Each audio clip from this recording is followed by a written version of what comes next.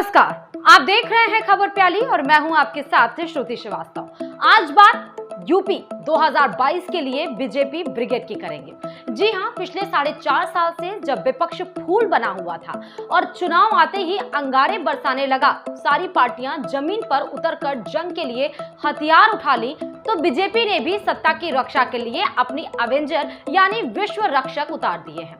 UP की सियासी शोले में अभी तक अपने उसूलों से तमाम गब्बरों को किनारे लगा रहे ठाकुर यानी योगी आदित्यनाथ को बैकअप देने के लिए एक और ठाकुर आ गया है। इतना ही नहीं, ठाकुर का साथ देने वीरू यानी कि धर्मेंद्र भी आ गए हैं।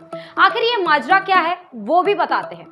दरअसल बुधवार को बीजेपी ने 5 चुनावी राज्यों के लिए प्रभारी का ऐलान कर दिया है, जिसमें उत्तर प्रदेश के लिए केंद्रीय शिक्षा मंत्री धर्मेंद्र प्रधान को प्रभारी, तो केंद्रीय सूचना प्रसारण मंत्री अनुराग ठाकुर को सह प्रभारी बनाया गया है। पर इन दोनों पर ही दांव क्यों खेला गया? एक ठाकुर से ही परेशान विपक्ष 2 का मुकाबला कैसे करेगा, ये आपको समझाते हैं। उत्तर प्रदेश में अगले साल होने वाले विधानसभा चुनाव की कमान संभालने के लिए बीजेपी ने केंद्रीय मंत्री धर्मेंद्र प्रधान की अगुवाई में 8 सदस्यीय टीम का ऐलान कर दिया है। धर्मेंद्र प्रधान को उत्तर प्रदेश विधानसभा चुनाव के लिए प्रभारी नियुक्त किया गया है और उनके साथ 7 सह प्रभारी बनाए गए हैं। बीजेपी ने चुनावी टीम के जरिए जातीय और सियासी समीकरण साधने की कवायद की है। ओबीसी समुदाय से आने वाले धर्मेंद्र प्रधान को यूपी चुनाव की कमान सौंपी गई है, तो उनके साथ केंद्रीय मंत्री अनुराग ठाकुर, अर्जुन राम मेघवाल, सरोज पांडे, शोभा करंदलाजे, कैप्टन अभिमन्यु, अन्नपूर्णा देवी और विवेक ठाकुर को भी लगाया है। बीजेपी ने यूपी चुनाव की टीम गठन में सूबे के जातीय समीकरण का पूरा ख्याल रखा है। यूपी में सबसे बड़ी आबादी ओबीसी समुदाय की है, जो सूबे की सियासत में अहम भूमिका अदा करते हैं। 2014 के लोकसभा चुनाव से ही बीजेपी के पाले में आ खड़े हुए यूपी में सर्वाधिक आबादी वाले पिछड़ा और अन्य पिछड़ा वर्ग, जिसे यूपी में करीब 42% से अधिक माना जाता है, उसको साधे रखने के लिए जेपी नड्डा ने ओबीसी समुदाय से आने वाले धर्मेंद्र प्रधान को यूपी चुनाव प्रभारी बनाया है। धर्मेंद्र प्रधान ने छत्तीसगढ़, बिहार और झारखंड राज्य में प्रभारी रहते हुए ओबीसी के बड़े तबके को पार्टी से जोड़ने का काम किया था।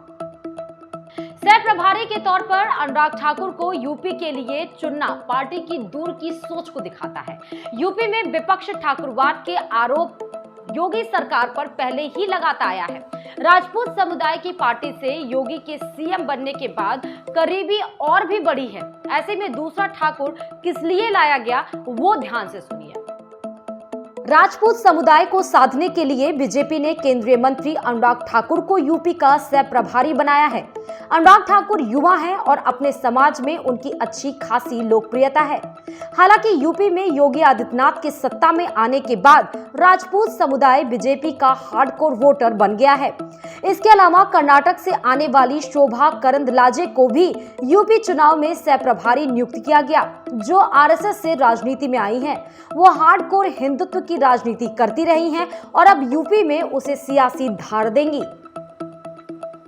15 साल के बाद 2017 में यूपी की सत्ता में बीजेपी वापसी में ओबीसी की अहम भूमिका रही है और अब 2022 में ओबीसी को पार्टी के साथ सहेज कर रखने का जिम्मा धर्मेंद्र प्रधान के कंधों पर होगा।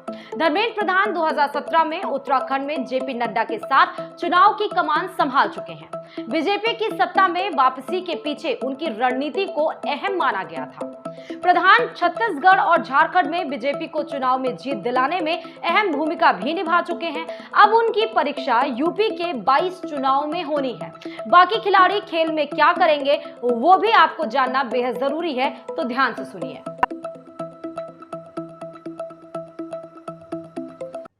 यूपी में ब्राह्मण की नाराजगी को दूर करने का जिम्मा अब सरोज पांडे के कंधों पर होगा। सरोज पांडे बीजेपी की तेज तर्रार नेता मानी जाती हैं और छत्तीसगढ़ से आती हैं। काफी लंबे समय से बीजेपी में संगठन का काम संभाल रही हैं। यूपी में ब्राह्मणों को साधने के लिए सपा से लेकर बसपा तक जुटी है और बीजेपी को ब्राह्मण विरोधी बता रही है। ऐसे में बीजेपी ने सरोज पांडे के जरिए ब्राह्मण समुदाय को एक बड़ा संदेश देने की कवायद की है। हालांकि मोदी सरकार ने पिछले दिनों अपनी कैबिनेट में भी ब्राह्मण चेहरे के तौर पर यूपी के अजय मिश्रा को मंत्री बनाकर शामिल किया है। यूपी में भूमिहारों को साधने का काम बिहार के दिग्गज नेता सीपी ठाकुर के बेटे राज्यसभा सदस्य विवेक ठाकुर के कंधों पर होगा। यूपी में भूमिहार समुदाय भले ही 2% हो, लेकिन वाराणसी, गाजीपुर, मऊ, बलिया, आजमगढ़ और जौनपुर में अच्छी खासी संख्या है।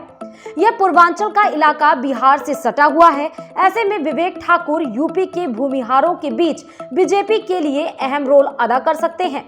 हालांकि भूमिहार यूपी में फिलहाल बीजेपी का परंपरागत वोटर माना जाता है, लेकिन मौजूदा समय में भूमिहारों का कोई बड़ा नेता नहीं है। मनोज सिन्हा जम्मू कश्मीर के उपराज्यपाल हो गए हैं, जिसके सक्रिय राजनीति में अब वो नहीं है। ऐसे में पूर्व अधिकारी ए.के. शर्मा को यूपी की राजनीति में बीजेपी ने उतारा, लेकिन योगी ने उन्हें अपनी कैबिनेट में अभी तक जगह न देने से उनका कोई खास प्रभाव नहीं जम सका। ऐसे में माना जा रहा है कि बीजेपी विवेक ठाकुर के जरिए भूमिहारों को एक संदेश दिया है। किसान आंदोलन के कारण पश्चिम यूपी में बीजेपी की समीकरण गड़बड़ा रहा है। 2013 मुजफ्फरनगर दंगे के बाद बीजेपी में आया जाट समुदाय अब किसान आंदोलन के कारण उसके खिलाफ खड़ा दिखाई दे रहा है। ऐसे में बीजेपी ने जाट समुदाय को बीजेपी के साथ साध कर रखने के लिए हरियाणा के पूर्व मंत्री और जाट समाज से आने वाले कैप्टन अभिमन्यु को यूपी चुनाव का सह प्रभारी नियुक्त किया है। हरियाणा के सटे हुए पश्चिम यूपी में कैप्टन अभिमन्यु की नातेदारी और रिश्तेदारी भी है। ऐसे में बीजेपी ने अब उनके जरिए जाट की नाराजगी को दूर करने का दांव चला है। बीजेपी की नजर उत्तर प्रदेश में सपा के कोर वोट बैंक यादव समुदाय पर है, जिसे साधने के लिए पार्टी ने यादव समुदाय से आने वाली अन्नपूर्णा देवी को यूपी चुनाव में सह प्रभारी नियुक्त किया है। यूपी में करीब 10% यादव वोटर है, जो सपा का मजबूत वोट बैंक माना जाता है। बीजेपी ने पिछले चुनाव में भले ही गैर यादव ओबीसी को टारगेट किया हो, लेकिन इस बार उसकी नजर अति पिछड़े वोटों के साथ साथ यादव वोटों पर भी है। बीजेपी के प्रदेश अध्यक्ष स्वतंत्र देव सिंह ने कार्यक्रम में कहा था कि यादव समुदाय को पार्टी से जोड़ने के लिए हम लगातार कोशिशें कर रहे हैं और जल्द ही यूपी में एक बड़ा सम्मेलन भी यादव समुदाय का करेंगे।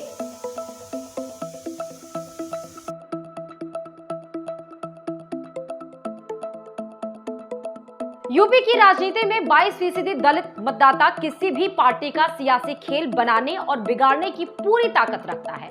नरेंद्र मोदी के केंद्र की सत्ता में आने के बाद से गैर जाटव दलितों के बीच बीजेपी ने मजबूत पकड़ बनाई है, लेकिन यूपी में मायावती, चंद्रशेखर आजाद, राजभर, ओवैसी के समीकरण के कारण ये वर्ग बट भी जा सकता है, जिसके साथ लाने के लिए पार्टी ने अब दांव खेला है। बीजेपी ने दलितों के बीच अपना सियासी आधार और भी मजबूत करने के लिए केंद्रीय मंत्री अर्जुन राम मेघवाल को सह प्रभारी बनाया है, जो खुद भी राजस्थान के दलित समाज से आते हैं। राजस्थान की सीमा पश्चिम यूपी के ब्रज क्षेत्र से लगी हुई है, जहां दलित समाज बड़ी संख्या में है। इस बार दलितों के कई रहनुमा हैं। पहले मायावती ही इस वोट बैंक पर अपना एकाधिकार जमाती थी, लेकिन सपा, कांग्रेस और बीजेपी में ये वोट बैंक बट रहा है, जिसे ज्यादा से ज्यादा अपने पाले में करने के लिए बीजेपी ने मेघवाल को दूत बनाकर भेजा है। उनके सियासी अनुभव इस रणनीति को कामयाब बनाने में कारगर माने जा सकते हैं। आपको बता दें कि यूपी में ओबीसी समुदाय के बाद दलित वोट बैंक की उत्तर प्रदेश में सबसे बड़ी हिस्सेदारी है। मौजूदा आंकड़ों के मुताबिक यूपी में 42 से 45% ओबीसी हैं। उसके बाद 20 से 21% संख्या दलितों की है। 20 से 21% में सबसे बड़ी संख्या जाटव की है, जो करीब 54% है। इसके अलावा दलितों की 66 उपजातियां हैं, जिनमें 55 ऐसी उपजातियां हैं जिनका संख्या बल ज्यादा नहीं है। इसमें मुसहर, बसोर, सपेरा और रंगरेज शामिल हैं। 20-21% को दो भागों में बांटें तो 14% जाटव हैं और बाकियों की संख्या 8% है। जाटव के अलावा अन्य जो उपजातियां हैं उनकी संख्या 45 से 46% के करीब है। इनमें पासी 16%, धोबी, कोरी और वाल्मीकि 15% और गोंड, धानुक और खटीक करीब 5% हैं। कुल मिलाकर पूरे उत्तर प्रदेश में 42 ऐसे जिले हैं जहां दलितों की संख्या 20% से अधिक है।